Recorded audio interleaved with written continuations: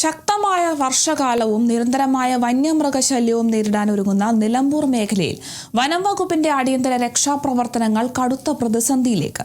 നിലമ്പൂർ, വഴിക്കടവ്, എടവണ്ണ തുടങ്ങിയ മലയോര വനമേഖലകളിൽ അടിയന്തര സാഹചര്യമുണ്ടായാൽ വനപാലകർക്ക് സമയബന്ധിതമായി എത്തിച്ചേരാൻ കഴിയാത്ത വിധം വാഹനക്ഷാമം രൂക്ഷമാണ്. ആവശ്യത്തിന് സർവീസ് യോഗ്യമായ വാഹനങ്ങളില്ലാത്തതാണ് വനമേഖലയോട് ചേർന്ന് കിടക്കുന്ന ജനവാസ കേന്ദ്രങ്ങളെ ആശങ്കയിലാക്കുന്നത്. നിലമ്പൂർ നോർത്ത് ഡിവിഷന്റെ കീഴിൽ ആകെയുള്ള 15 വാഹനങ്ങളിൽ 7ഉം 15 വർഷത്തെ കാലാവധി പൂർത്തിയാക്കിയവയാണ്. നിയമപ്രകാരം ഇവ നിരത്തിലിറക്കാൻ സാധിക്കാത്ത അവസ്ഥയാണ്. ബാക്കിയുള്ള വാഹനങ്ങളാണ് വനമേഖലയുടെ സംരക്ഷണത്തിനും അടിയന്തര ആവശ്യങ്ങൾക്കുമായി ഉപയോഗിക്കുന്നത്. ഇത് വനം വകുപ്പിന്റെ ദൈനംദിന പെട്രോളിങ്ങിനെ പോലും ദോഷകരമായി ബാധിച്ചിട്ടുണ്ട്.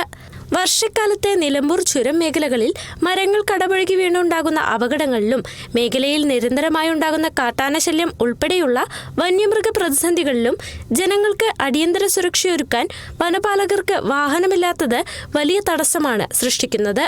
അപകട മേഖലകളിലേക്ക് ദ്രുതഗതിയിൽ കുതിച്ചെത്തേണ്ട റാപ്പിഡ് റെസ്പോൺസ് ടീമിന്റെ പ്രവർത്തനങ്ങളെയും ഇത് ബാധിക്കുന്നു. വനത്തിനുള്ളിൽ പ്രകൃതി ദുരന്തങ്ങളോ വന്യമൃഗ ആക്രമണങ്ങളോ ഉണ്ടാകുമ്പോൾ ജനങ്ങളുടെ ജീവനും സ്വത്തിനും സംരക്ഷണം നൽകാൻ വനവകുപ്പ് ഉദ്യോഗസ്ഥർക്ക് ആവശ്യമായ അടിസ്ഥാന സൗകര്യം ഒരുക്കേണ്ടതുണ്ട്.